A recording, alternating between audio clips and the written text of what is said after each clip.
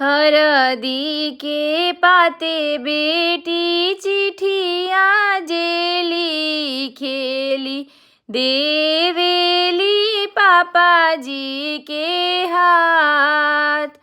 सभावा बैठल तुहु पापा हो कवन पापा, चिठिया जे ले लिहले हाथ। चिठिया पढ़िया पापा मने मने सोचेले, ढारे लगले दोनों नैना लोर। रोई रोई पापा हो बेटी से पूछेले, कितना बेटी लिखेलू वियोग। जाहि दिन पापा